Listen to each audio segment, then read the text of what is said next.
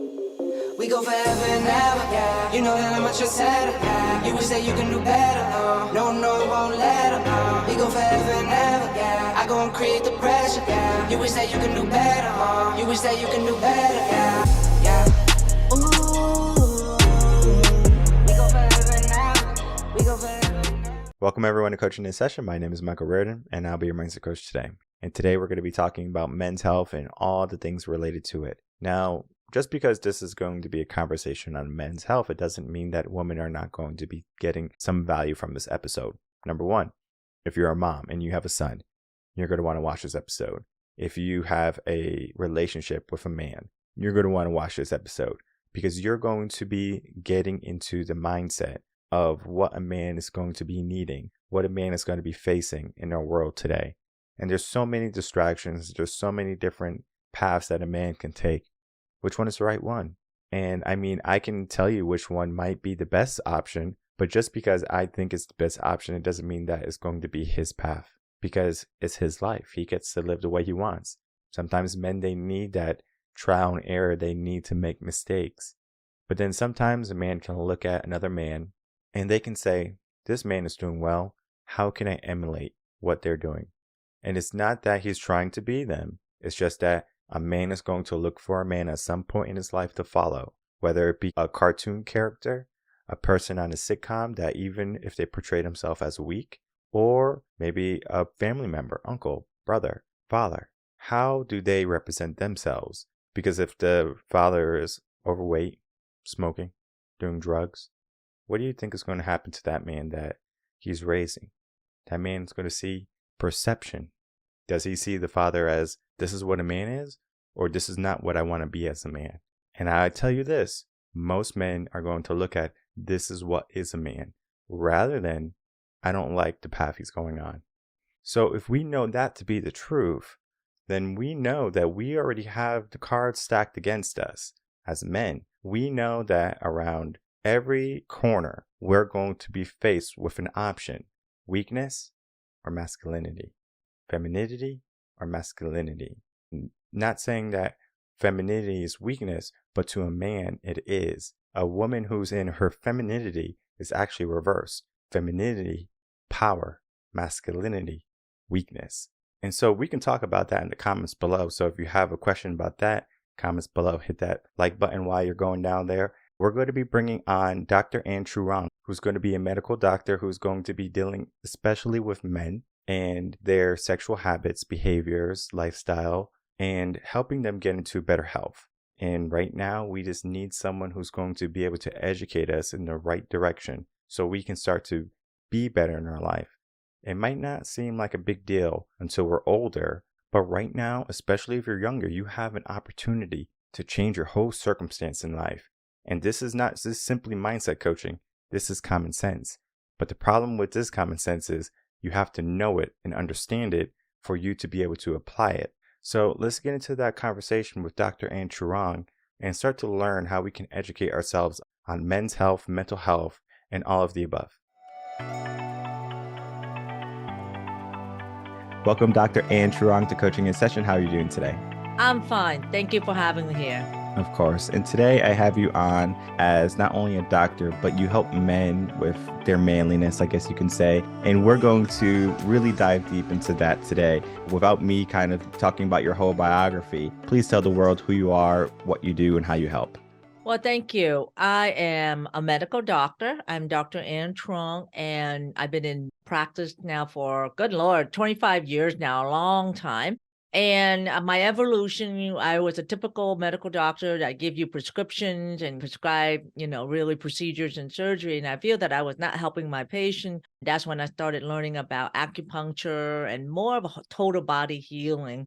And I started doing stem cell therapy, which is harvesting your own cells in your body to help you heal yourself. And then also adding nutrition, exercise, and lifestyle changes to really optimize your healing. Because by nature, I'm a pain management doctor where if you have back pain or knee pain, I will help you heal yourself to do everything you can before surgery. What that gave me was a sense that I need to heal the person from the inside out in order for them to heal their condition. over the years, I have evolved to concentrate more on sexual health because I feel that sexual health is such an important disease and issue that's not talked about, and not a lot of doctors know how to treat it. Not a lot of patients know how to address it other than going on Google, and they're being misinformed and misled. That's one of the reasons why it's my mission to educate and inform men and women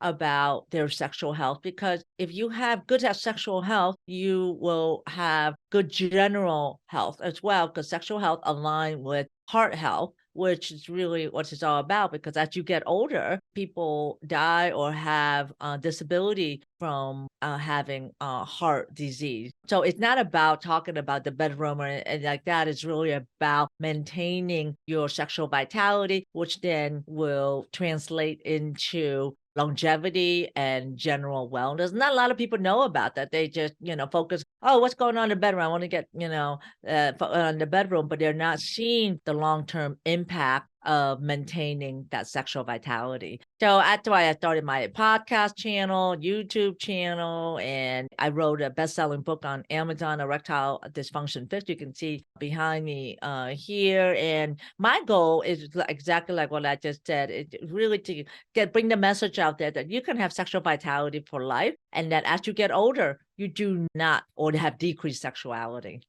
Yeah, sexual health is one of those things that many people put under the rug, right? It's kind of the things that they don't worry about. They think they have to perform a certain way. It's actually a critical component to any healthy relationship, where I think many people are so worried about how much money he makes or what type of car he has. When they finally start the relationship, they're not compatible in bed, maybe. And maybe he feels that he's a certain way because maybe he only lasts 5 minutes, and then she feels a certain way. There's a stigma on sex and relationships too. I think we put a lot of focus on attaining a relationship, but then we don't look at the ins and outs and the inner workings of a relationship. Like maybe the sex is not good, right? Or maybe the sex is not what the other person was thinking. I mean, we can go down that rabbit hole of that, but one of the conversations I wanted to have with you today is the ED portion of it, right? The erectile dysfunction. I wanted to talk to you specifically about what's going on in society today. And right now in society, we are portraying men as weak. We are portraying them as more feminine. The foods that they eat maybe might lower their testosterones. Porn has been a huge crutch in our younger teens and even our later teens and our college adults in their early 20s, where they're using porn and they're getting this idea of what sex is. So they learn from sex, not from a personal wellness class in high school anymore. It's now, how can I learn about sex? And typically their friends are not going to talk about it. So they're going to talk about it maybe in and out, saying, oh, I slept with this girl, that girl, but it's not about, okay, well, what is like the detailed facts that happen. Is more of, okay, well, I'm going to watch a porn website and that's what they do. So they get this misconception of what sex is. Then also that can also lead to ED because they have this perceived value in sex of like, oh, sex has to be like this. But when they maybe have a partner, is not that. So in your experience, what do you think is the main culprit for erectile dysfunction in our men today? Wow, that's a very general question, but I'll try to kind of pinpoint the top 5 or 6 contributors to ED. What we're seeing right now is that ED is appearing in younger men. ED used to be a problem with older men. The reason why now, and I'll just start with older men first and backtrack to younger men. All right. The reason why, you see EDs around when men are around the 50s and 60s and 70s. There was a large study that was done in 1999 that looked at a large population in the U.S. The Massachusetts Sexual Health Study. They found out that men between the age of 40 to 70, 50% of them have ED. That's a large portion, 40 to 70. Half of the men that have ED. All right. And that was a study that was done like almost more than 20 years ago. I think that number now is a lot higher. Let's start with the older men. Why is ED more prevalent in older population? But because when you get older, what happened? You gain weight. and you may not have the most healthiest lifestyle. So you start having high blood pressure, you start having high cholesterol, you have diabetes, and your testosterone level go down. Testosterone is what make a man a man. It's a hormone. Starts going down and you just not as active. So all those factors of high blood pressure, high cholesterol, diabetes, obesity, those main things, and smoking, if they are smoking, all can kind of cumulative over the years that contribute to ED. And that takes like a decade or so to happen. So that's why you see that more between 50 to 70 or between 40 to 70. All right. So what are the main factors of contributing to ED? Smoking is one thing. Doesn't matter if vape or cigarette is smoking, or even eating is smoking, nicotine. And then two is diet, your diet, all right? Meaning what you're eating. If you're eating a lot of processed food, a lot of junk food, red meat, it's actually harmful for men, actually, because red meat, the more red meat you eat is more inflammatory, and it dries up your blood sugar and dries up your cholesterol. So red meat, even though a lot of men like red meat, and red meat actually help with your testosterone after a while, but too much of it becomes inflammatory. So when I say red meat, it's like the hamburgers, the steak, and mashed potatoes every day, and processed food and chips, French fries. Okay. So it's a smoking, diet, and then sleep, not getting enough sleep. Like you should have between, 7 to 8 hours of sleep a night, and between 10 p.m. to 6 a.m. Because when you sleep, that's when your body heals. And when you sleep, that's when your body make more testosterone for men. So it's women too. Women's the same way. We make our hormones when we're sleeping. So when we're not sleeping, our body's not able to heal. Our body's not able to make the hormones that it needs. All right. So that's number 3. And then number 4 is exercise. Why is exercise important? Because when you exercise, blood starts flowing in your body easier, and you open up the blood vessels in your body. We have about 25 miles of blood vessels in our body. And if we don't exercise, those blood vessels get hard, and it's hard for it to expand in and out. So when you're exercising, you're training your blood vessels in your body to expand, contract, expand, contract. Why is that important? Because when your blood vessels open and contract, that's the way that blood flows into the penis, and that's how you get an erection, right? So if you're not exercising, you're not inducing that blood flow and that training of the blood vessel. The other condition I talk about is high blood pressure and high cholesterol and diabetes. But those 3 conditions all relate to what? If you're not exercising, or if you're not eating well, and that make you gain weight, that's contribute to high blood pressure, that contribute to high cholesterol because you're not eating well, and diabetes because you're not eating well and you're not exercising.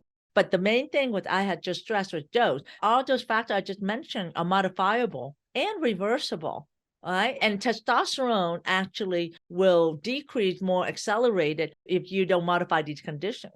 So testosterone, yes, it decreases a little bit after the age of 35 by 1%. However, by the time you're 50, it's only decreased by 15%. But if you exercise, eat well, and sleep, you can actually moderate the deceleration of the loss of the testosterone.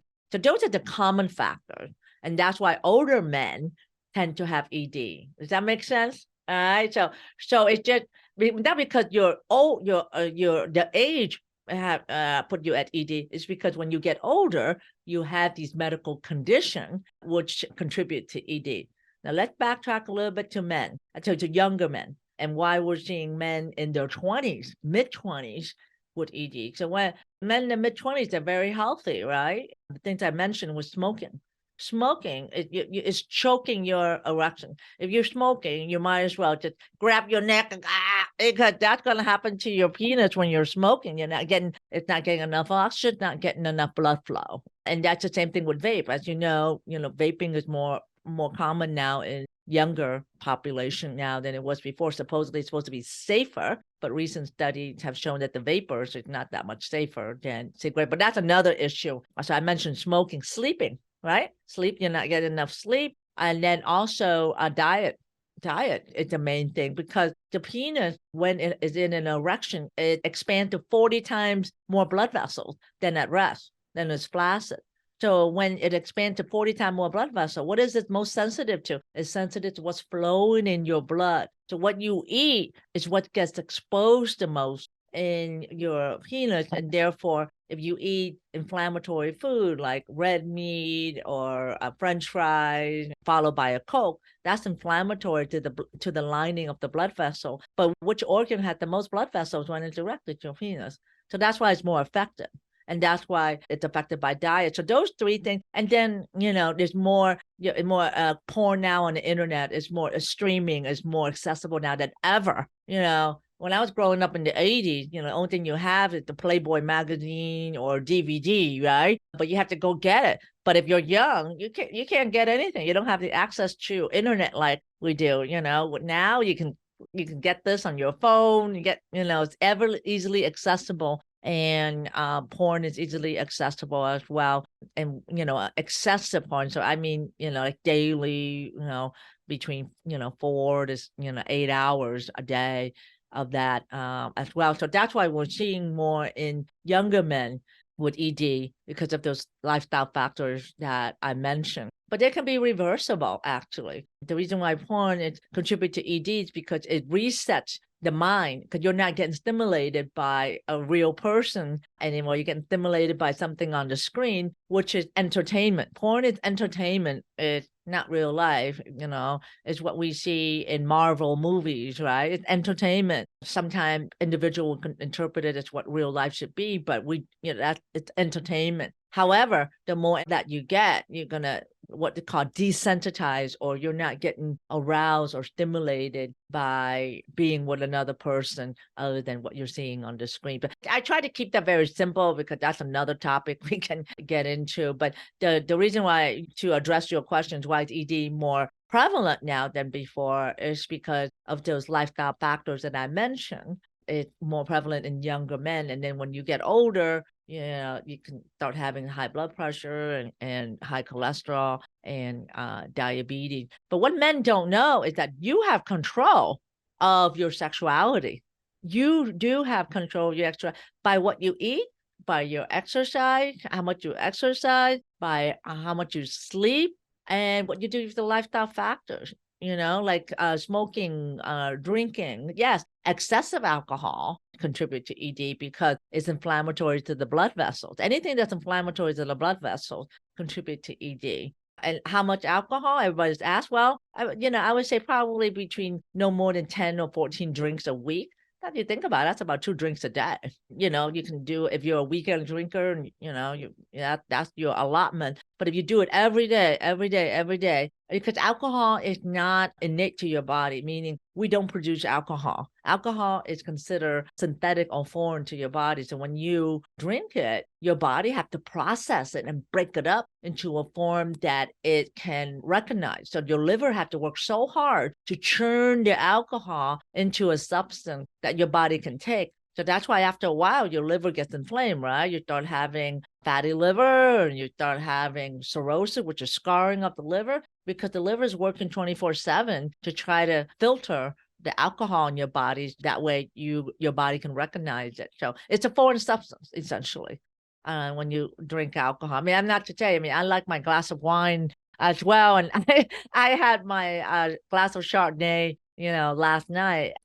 This is just stating the fact, non-judgmental, just stating the fact of what we know at this time. But the main thing I want to stress is that men, you do, and women, you have control of your sexual vitality by how you live your life, and that you can modify this. So when you do have ED, take a few steps back and say, okay, all right, what am I eating? All right, what am I eating? Am I exercising? How many hours am I sleeping? Am I smoking? How many drinks am I drinking? If I am drinking at all, what's my stress level? Those are the things that I want to impact upon men and women. It's just before you grab for that little blue pill Viagra or Cialis, take a few steps back and do some introspection and what's going on and what you're doing that may be contributing to you not performing as well. So most men will notice that, hey, I'm not as firm as I used to be. Maybe it's taking me longer to get firm, or maybe I lose my firmness,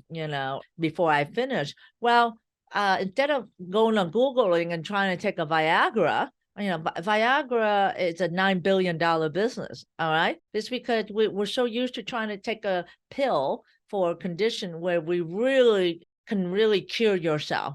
That's my whole point, is that you can cure yourself. That if you have ED, you can take a few steps back and just look at what you're doing. I see my patient, I know that they have ED, and then we will talk about, okay, what you eating do, and if they change their diet. Some of them just literally, if they just, will go from eating red meat to eating every day to maybe once a week or maybe twice a month, and stop the sodas and stop the French fries. They are telling me within 6 weeks that they're noticing a difference and that they're firmer and that they have better sleep. And all they have to do, during the day is just go for a walk. Everybody said, well, I don't have time to exercise. We have time. Is it important for us, right? Is it important for us? We'll make it happen. Even if it's just 30 minutes or even doing a Zoom meeting, stand up and start walking in place. And one thing I want to mention is that we're starting to recognize more that if you're sitting a lot, like you're sitting, working at home virtual for 8 hours or 6 hours at a time, sitting actually kink the blood vessel and make your blood vessels from your heart that goes down to the genital region. It makes it almost like turn a 90-degree angle. So when it turns like a 90-degree angle, it kind of decreases the flow. So men, if you're sitting for work and you're doing virtual, just try every hour, try to stand up, move your leg, walk in place, just to get that flow going down to your legs. So that way you're not kinking the blood flow down to the genital area. So, the whole point is don't grab for that blue pill.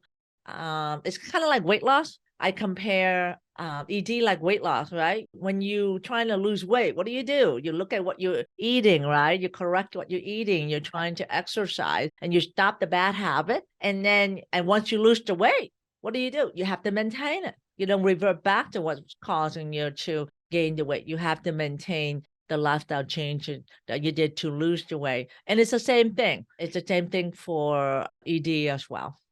You touched base on so many topics there where it's like, how can I unpack it all? Because this is so much good content there. The first thing I want to talk about is the idea of time. We all have time.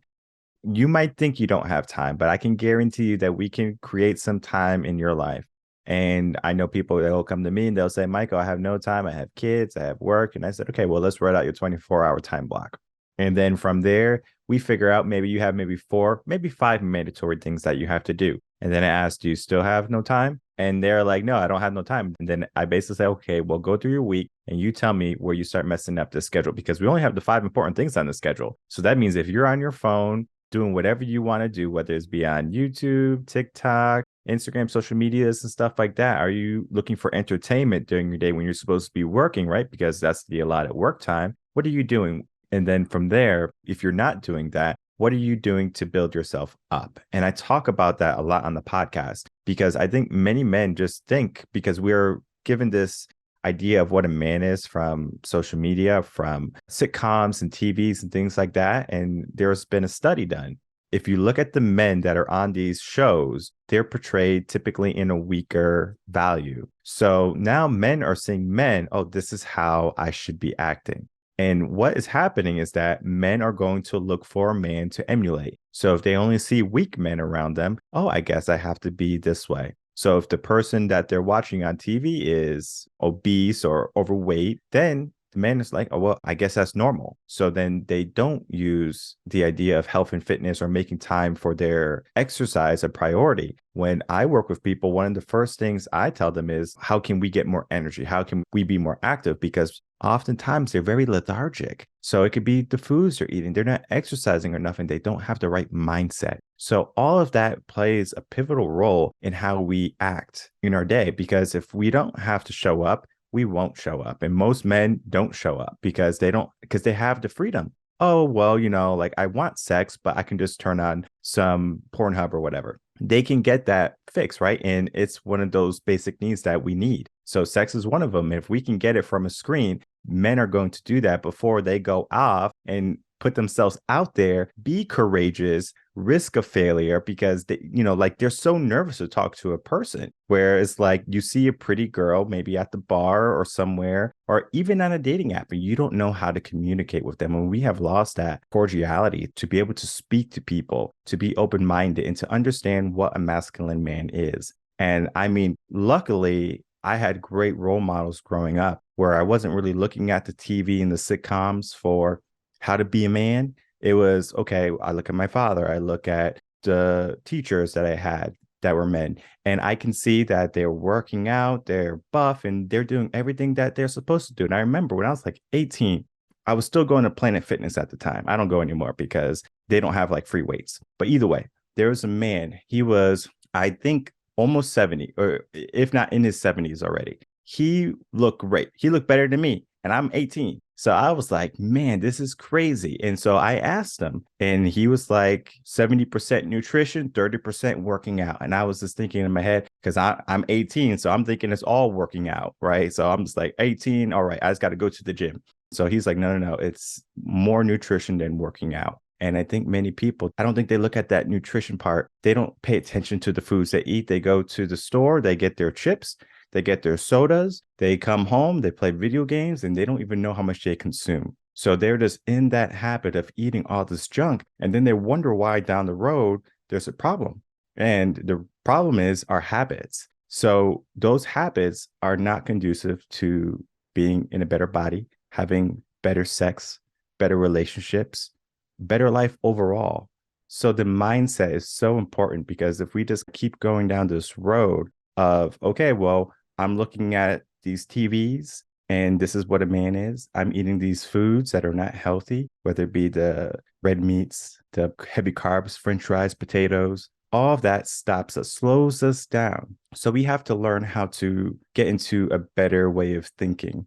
What is your recommendation for helping these young men who are listening to this, or maybe even women who have children, sons that are in their younger teen age that are going to be eventually teens? And right now, again, these teens are going to be looking around them. So if your husband, woman, I'm talking to you, if your husband is overweight, weak, maybe he has high blood pressure, there's things going wrong, your kid, your son is going to be looking at your husband, and they're going to emulate that, because if they don't have a good role model, they're going to need one. So what would you tell someone that maybe is in their younger teen years, getting ready to go off into the world, and there's so many distractions going on? How can we focus them to look at the better part, to be better? That's a great question. It's simple, honestly.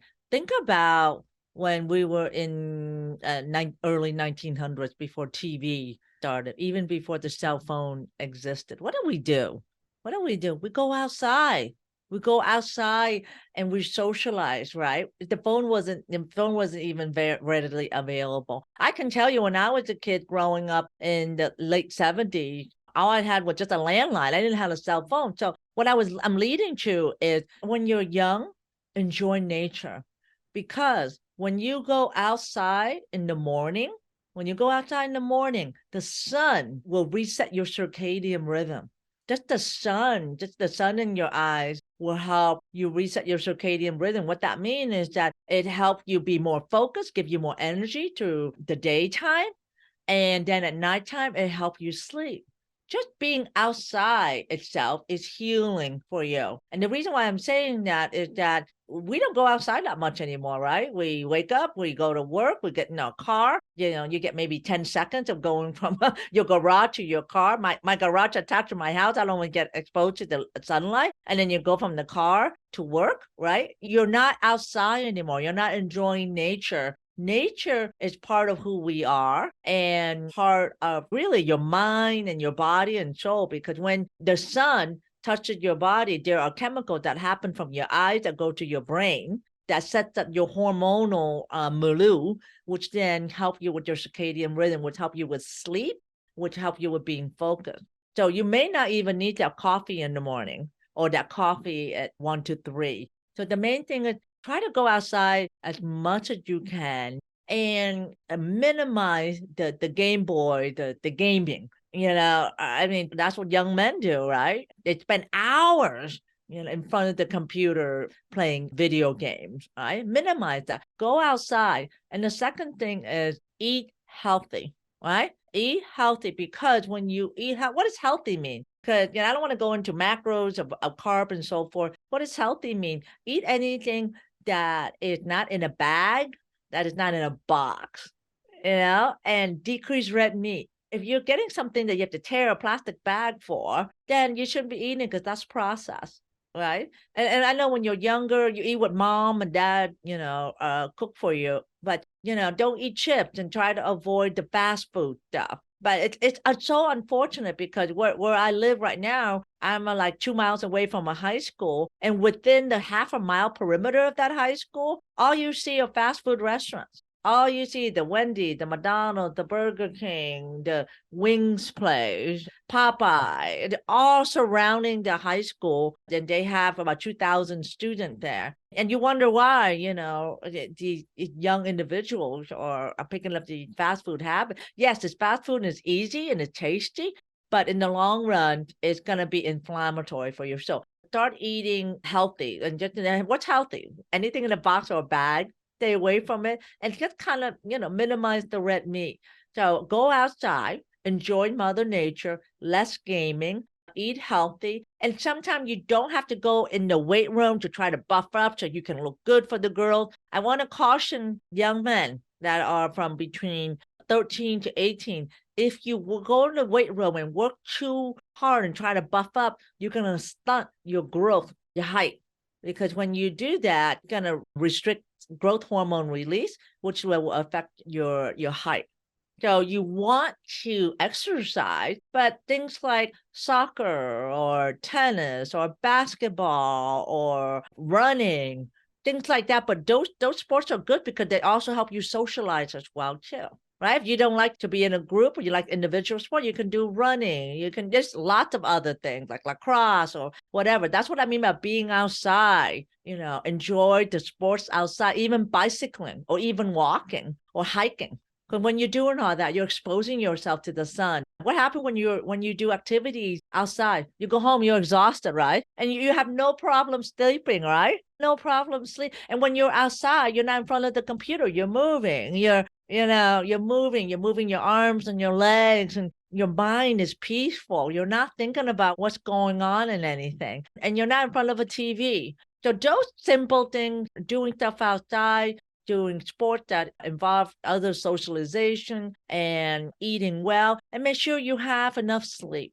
I know when my kids were younger, that was the first thing that they don't do well, is they don't sleep well. They go to bed at 1:00, they wake up at like 7, because when you're a young man or young woman, your body releases growth hormone and testosterone when you're sleeping from 10 to 6 a.m. If you're not sleeping well, those hormones will not be released in full capacity. So you got to have that sleep. You got to have that sleep, because you don't have that sleep, you're going to wake up tired.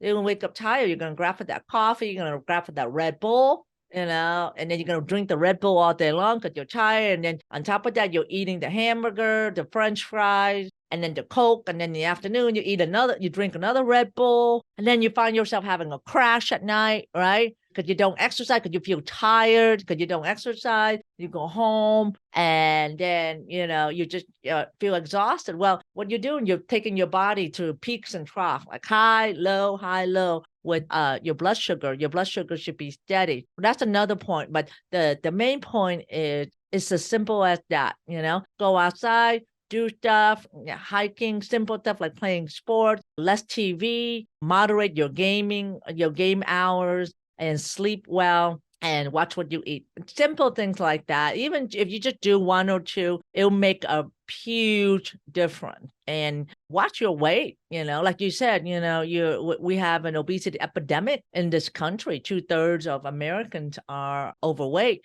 And I think it's because we're just sitting down too much. We're just too sedentary. With technology and computers and gaming. When I go to Europe, I don't see that. When I was in Europe, a lot of people were walking, and 2/3 of the people I see were not overweight when I was in Europe. And so I think that controlling the obesity epidemic will also change our wellness as well as, sexual vitality. But like I said, sexuality correlate with general health as well too. So, I know that when you're a young man, you just want to attract the girls or just look good. And then you try to take shortcuts. Looking good and so forth really starts within yourself and setting up good habits. Start young. And I know you know this because you have mentioned it. You start younger, it'll become a habit throughout your whole life. My dad, I think he told me, don't start working out really until I was like 16. So like 16 was when I started working out, but it didn't mean that I wasn't outside riding my bike, going out with friends to the park, playing all day, all evening. I was on the basketball team, high school volleyball team. So you can be active. You don't have to be buff and fit, like have all these muscles. Now, when you're a little bit older, if you want to add a little bit more size, you can do that, right? But then you have to ask yourself, how do I feel? And I remember when I was in my 20s, I was testing out different weights. So I think I was 190 to 200. And I said, let me go to 210, see how I feel. And so I gained the weight to 210 muscle mass. And I said, I don't like how I feel because it was a little bit sluggish for me. So I said, I don't like this weight. So I went back to 200. So my goal weight at that time in my life, in my 20s, was like 200 to 205 max. I didn't like being over that. I found 210 wasn't my number. But as I grew up and now I'm in my 30s, I was like, where do I want to be? Right. So now I'm in the 215, 220 mark. And I actually enjoy it now, but I didn't enjoy it before. So it's like different stages. I'm starting to realize like, okay, I'm enjoying this, but it's also helping me be aware of my body. I'm always constantly paying attention because if I don't put good foods in my body, like I'm eating the fast foods, I feel like crap in the gym. So it's like, okay, this doesn't feel good. I feel crap in the house, like where I'm like trying to do work, but I can't focus. I mean, it could be like, okay, well, you need more coffee. Well, I don't drink coffee at all. So it's like, why do you need coffee? Why do you need these energy drinks? It's because it's a habit that we were developed into. You think you need this coffee. You think you need this bacon, egg, and cheese in the morning when, to be honest, I mean, I fast in the morning. So I will typically break my fast in the afternoon. So I go work out with no food in my belly. And then from there, I allow the workout to burn some extra calories after. And then when it's finally lunchtime, then I break my fast. That's just me, right? But you don't have to do what I do because you have to figure out your body. But what I will say is that we have a lot of habits that are not really good. If you're drinking coffee with a lot of creamers and sugars, that's not a good habit, right? If you want to drink black coffee in the morning, by all means, go for it. You don't necessarily need it. When I first started like really understanding like the fasting, intermittent fasting idea, I was drinking lemon water in the morning. So I would wake up, I would have some lemon water, and that was all I needed because I was trying to teach my body that I'm not hungry really. I might be thirsty. And sometimes our body just can send wrong signals saying, okay, you're thirsty, so you're probably hungry. But after I was drinking the lemon water, because lemon water will quench your thirst and it will also satiate your hunger. So we learn all these little tricks here and there, and then we start to implement it. Yes, there's a fast food joint at every corner. It's hard to get away from it, but you have to understand something about fast food. Fast food is going to make you slow later on because you might be young right now eating this fast food, but later down the line, you're going to be overweight and you're going to maybe have high blood pressure. And that could lead to diabetes and other things that are going to slow you down. And you said something early on that was great, right? We can reverse this. It's not too late, right? We have to get into the idea of we know we can make some changes in our life, but we have to know how to make those changes. How do you help men and women make the changes to a better life and to get into a better mindset when it comes to lifestyle? Education, just to let them know that they are in control of their wellness in the situation that they're not a victim and they're not a victim of their genes. You say, well, it's in my genes, no. I mean, your genes or the bullet is in the gun. What you do with your lifestyle, with your life is what pulled the trigger. Okay, so your gene does not make you a victim in a lot of sense. And it's all about what you eat, your environment, and what you do with your lifestyle. And I want to empower them to know that you are in control and that you can reverse and optimize your health and your sexuality. You don't have to be dependent upon this pill. But we live in a culture right now that, you get gastric bypass. I see some patients that are like 50 pounds, maybe 70 pounds overweight, they get gastric bypass. and they lose the weight in about a year, and then a year later they gain all the way back. But when you get gastric bypass, there's no intervention on eating habits or lifestyle changes. So what I'm trying to lead to is that things that are important, that are good for you, you have to work on. You have to work for it. You have to put in the time and the dedication to work for it. It's like having a business, right? And it's like going to school. You have to work at it to get what you want. It's the same thing. It's not, you can't get your sex life back if you just take a pill. It's like almost like if you have diabetes, well, let's take a pill. The pill doesn't make you not have diabetes. The pill just control the bad side effect that's going to happen if your diabetes is uncontrolled. But you still have diabetes. And I can't tell you how many times the patient comes in to see me and go, oh, I don't have the blood pressure. I take blood pressure pill. My blood pressure is good. My blood pressure is gone. But you're taking a blood pressure pill. It's still there. The blood pressure just control the side effect that the blood pressure can kill you. But if you maybe lose weight and watch what you eat and exercise, your blood pressure will go down. So what I see when I'm treating patients for their sexual health is that when they eat better, they exercise, and they sleep better, and they change their lifestyle, they're able to get off of their blood pressure medicine, off cholesterol medicine, even diabetic medication. The blood work absolutely changes within about 2 months. When patient comes in, their cholesterol is high, the blood pressure is borderline, and the blood sugar is high. And so when your blood sugar is high, that means that, you're a diabetic. But with these changes, within 2 months, it's normal. So your body is very plastic. It will do what you want it to do, and you are the boss. You really are the boss. You just have to let your body know that you're the boss. You're listening to me.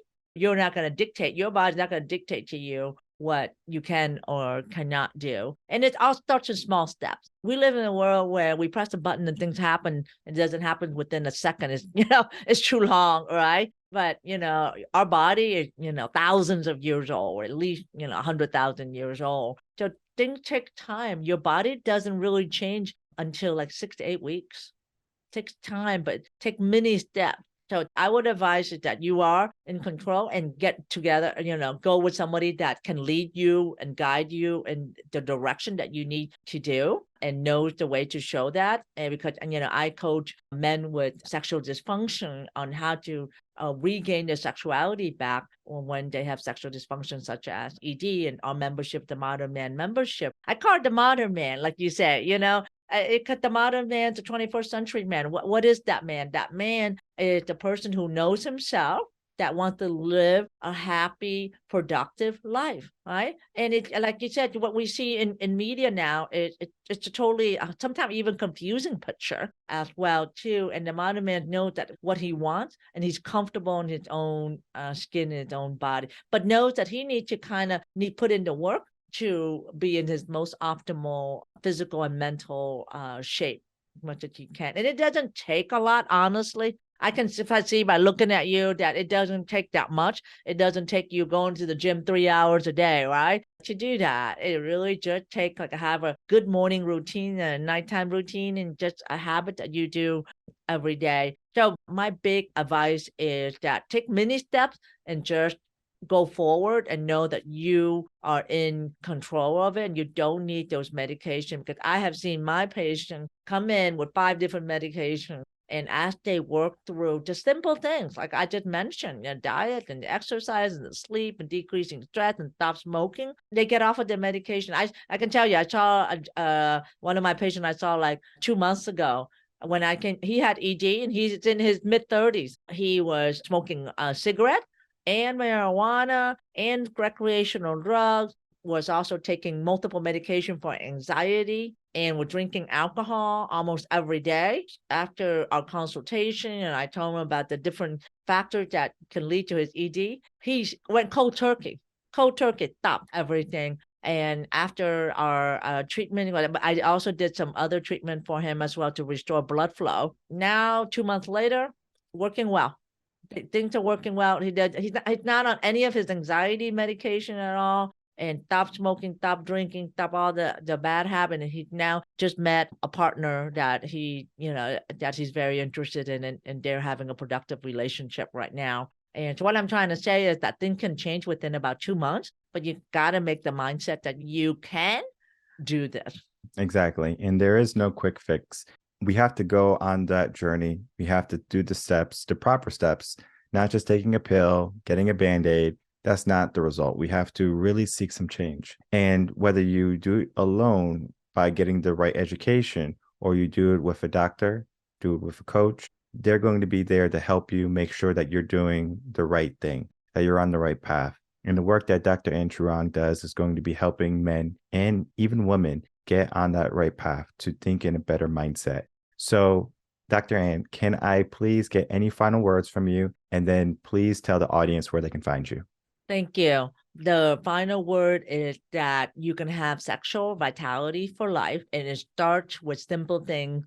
And all you have to do is decide that, yes, I want it and I can do it. My main website is www.truongrehab.com. It's spelled TruongRehab. And if you go on my website, I have a free ebook that will give you the 5 common mistakes that men with ED make. And it's a great ebook. If you start with that, that can be on the road. I also have a membership called the Modern Man Membership, where I coach men with sexual dysfunction, mainly erectile dysfunction, regain back his sexual vitality the right way, not with medication. And you can find that at www.mensexualityclub.com. Perfect. And I'll put that link in the description box below, along with any other social media links that you have, because this is a problem that many men are facing, and it is very fixable. So the work that you do and the things that we talked about today are going to be very important. And I know many people are going to find this conversation that you and I had today very valuable. I want to thank you so much for coming on, Dr. Ann Truong. Great conversation today. Thank you. I would like to thank my guest again, Dr. Ann Truong, for coming on Coaching a Session. She is a wealth of knowledge, a wealth of wisdom. And there was just so many things I wanted to interject into the conversation, but I knew I was going to have an opportunity to talk about that after the interview had been recorded. So what I wanted to say is, yes, it's so simple for us to get into a habit of choosing weakness. We don't have to cook healthy foods. We don't have to eat the right foods. We don't have to work out. But if you do, what happens is amazing. You feel amazing. And I think so many men, they just get into this habit of, well, this is what I'm allotted. This is what I do. But just because you were allotted that, it doesn't mean you have to stay there. Many people, they stay in their circumstances. And I'm telling you, you don't have to stay in your circumstances. You can change your whole entire life. So if you have a bad father example, you can change that situation for your son. If you have a boy growing up who's going down the wrong path, how can you get him on the right path? It's all about mindset. It's all about creating the habits for your life. And it's all about knowing when to push, when to not push. And I talked about it in the podcast. I started working out just before my 16th birthday. And from there, I was able to grow and I understood my body very well. But then I always created the habit because I can look at my father, and when he stopped working out, what happened to his body? And I could say, well, I don't want that to happen to my body. Perception. I'm not going to get to my 30s and say, well, he stopped working out, I'm supposed to stop working out too. I understand that when I work out, I'm going to get so much more. And I remember I was just talking to my wife about this. I was like, I'm going to build a gym in the house, right? I'm going to get a whole room that's just dedicated for the gym. And I was thinking that like I'm going to have to build a house with just a gym. But then I said to myself, what good would that home gym do? And it wouldn't do much for me because Dr. Ann even said it. You have to get out. You have to leave the house. Similar to how if I'm in the office all day, I can be behind this monitor all day long, but it doesn't mean that this is good for me. Yeah, I might be filling up my bank account, but am I filling up my life? And I think oftentimes people get things misconstrued saying, oh, they have to do this 9-to-5 in their office behind a computer all day long sitting, but not standing or walking around. And there's going to be some people who get up and walk around, but for the majority of people, they're going to sit in that office, sit in that cubicle and not take action. And they're going to eat more than they need. And from there, they're going to start packing on the weight. And then it becomes very difficult. Because yes, you can easily get into the habit of wanting to get into shape, maybe even getting surgery to get into shape. But it doesn't mean that you're going to keep that type of result. It's all about mindset. Many people who are going to be starting off this year They're going to be going off into the year very strong. Oh, I'm going to change my life. I'm going to change my life. And they might make changes, but do they keep those changes? And what happens when you don't keep those changes is that you reinforce what was happening. Similar to how we change our mentality when you're watching porn, when you're looking at these TV shows on how men are portrayed, you see what is right. And this concept goes for women too. They're looking at their Kim Kardashians, their Nicki Minaj's, their Cardi B's, their Lizzos, and that's their portrayal of a woman. But then they would have to ask themselves, is this what they want? They might see the makeup and the glamour and the star status, and it could be very enticing, especially for a young individual, because that is what they portray as valuable in their life. But later on, when all the lights are down, when they're left by themselves, what type of mindset do they have? And they might have a really good mindset. They might do a lot of work, but the mentality of how they think or what they portray to the world might not be true too, right? Because if you talk to them in person, they might be a very nice person. But from what they're showing you is kind of like, go out, be a boss babe. And you can be a boss babe. But if you want to be, again, looking at the beginning of the podcast, if you want to be masculine, go for it. But then understand you're going to probably need a feminine man. And we got plenty of those. So if you're looking for a masculine man, as many women are, because instinctually, that is what they are attracted to. But if you have a man that can't perform, who cannot operate, why? And it's because he was given this idea of how he should operate. Everything was given to him to make his life easy.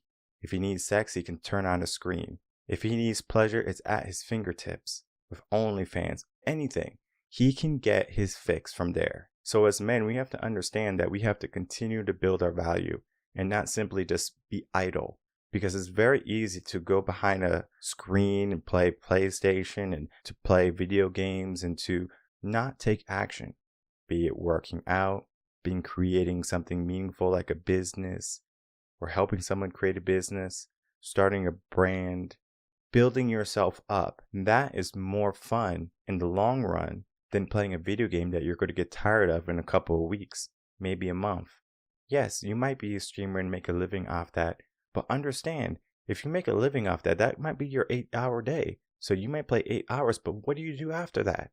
Are you eating fast food and drinking Monsters and Red Bulls?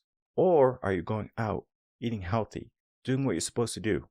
And there's going to be people who are going to be doing the right thing, but then there's going to be a healthy amount of men who are not.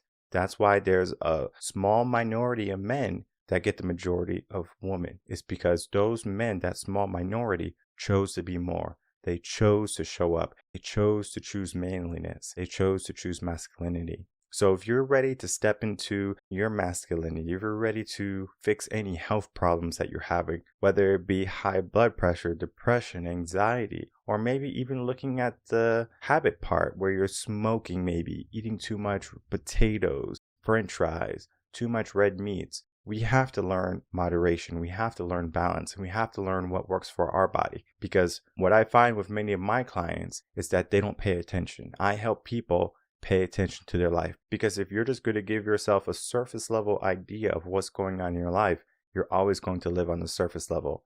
But we want to start to dig down deep. How can we start to live more meaningful lives?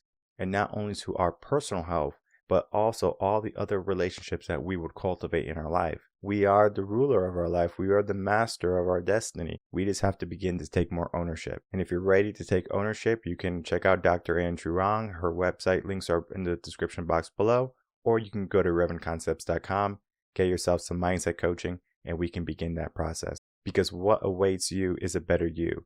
So don't allow those results to sit idle too long.